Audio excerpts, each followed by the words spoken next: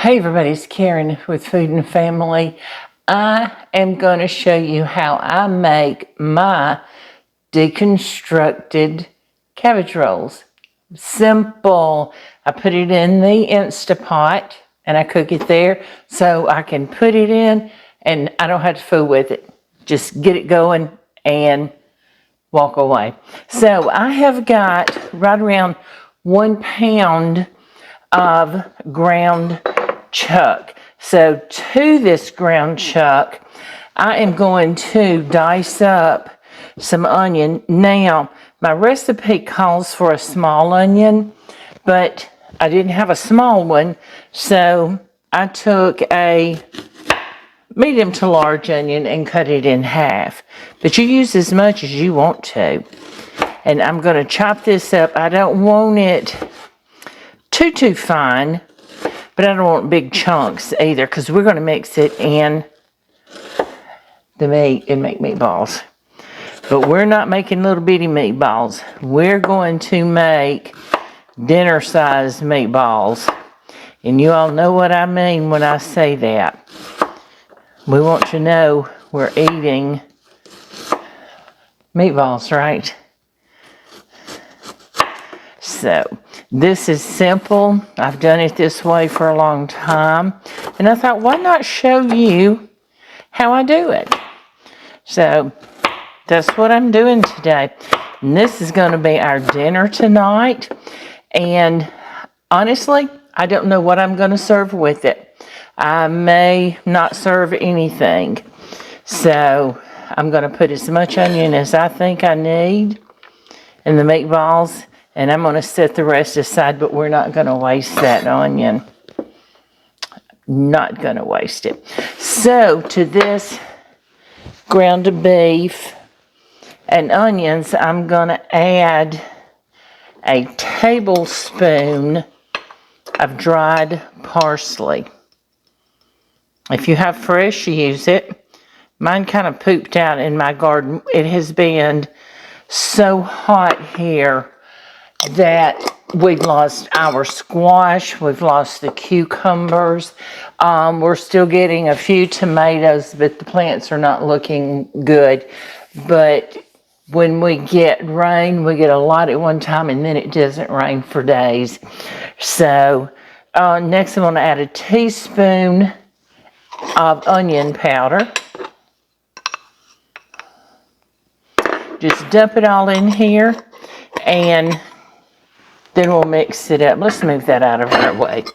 Then we're going to add a teaspoon of garlic powder. Now, I think by now you guys know garlic and onion powder are my favorites. And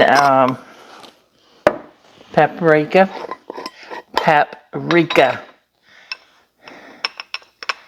I'm trying to make myself say paprika.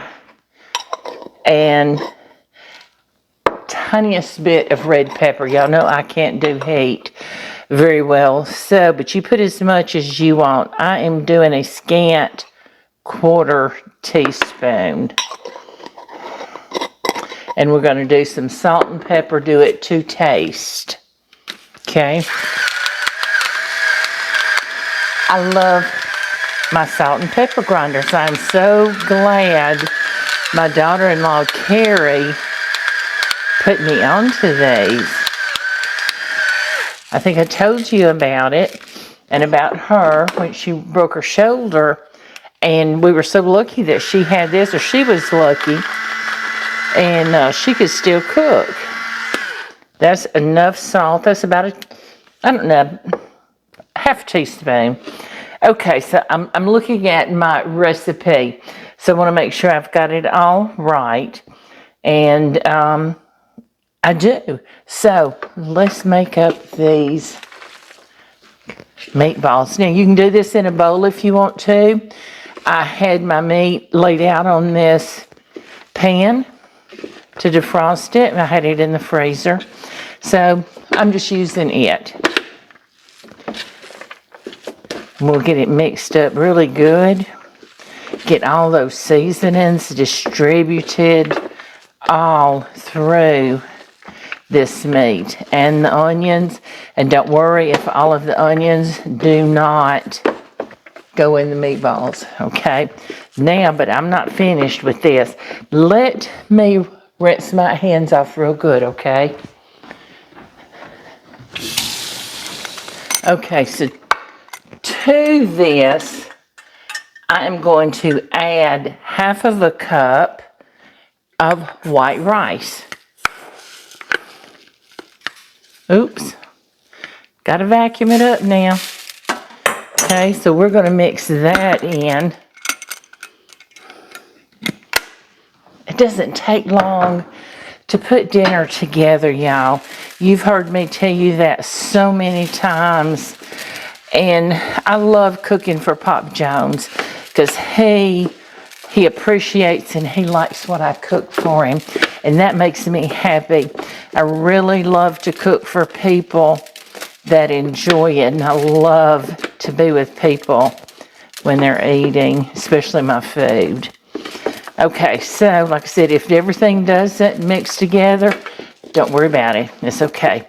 So, let's start making meatballs. Now, I'm going to make them, I don't know, about this big. What'd you say? That's probably bigger than a golf ball. But they're going to get done. We're going to have them cooked long enough in this Instapot. Now, we've got cabbage. I've got some green cabbage. And I'm going to get it chopped up and put over in this Instapot as soon as I'm through making these meatballs. Okay, this is my last meatball. And let me wash my hands up a little bit. And I'm going to show you this plate of meatballs I just made. I'll be right back.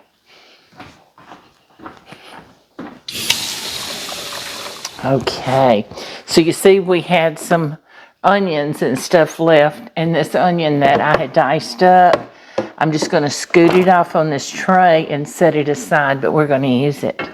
Now, look at these beautiful meatballs. Can you see that? Isn't that gorgeous?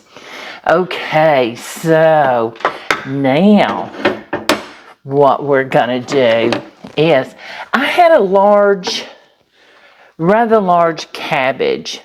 So I cut it in half, and to cut the core out, cut it right down the middle, lay it on its side, and then just go at an angle.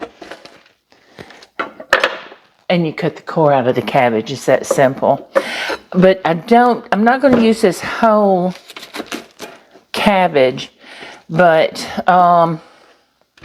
half may be plenty.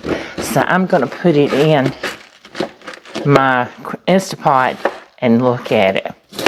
I'm just going to give it a rough chop. You don't have to be specific in any way. See how I've done it? You see that? Okay, so let's put it over here. And let's get this other half chopped up. Okay, so we rough chopped our cabbage and we got it in here. Now, what we're going to do is we're going to lay these meatballs right on top of this cabbage, and I'm gonna and the extra onions we had on this tray, we're not wasting them. We're gonna put them right in there, and the rice that we didn't get mixed up is going in there with it. Just lay it right on top.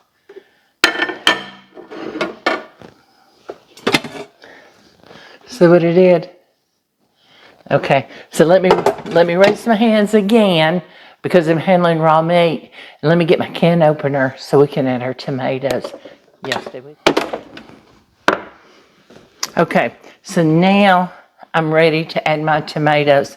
I have one 28-ounce can of crushed tomatoes. Yeah, I will put this recipe in the description box below this video. All you have to do is go to the description. You'll see more. Click on more. It'll open the box up, scroll down, and it's going to be there. Okay, now pour this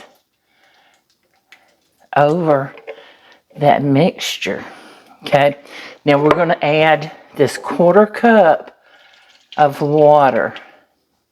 That's it. I'm going to get my big spoon and I'm going to kind of just zhuzh around in there a little bit so I can let those tomatoes fall down between that cabbage and the meatballs, but we still want them on top of the meatballs. Now can you see what it looks like since I nestled it down in there? Isn't that gorgeous? Okay. That's beautiful, isn't it?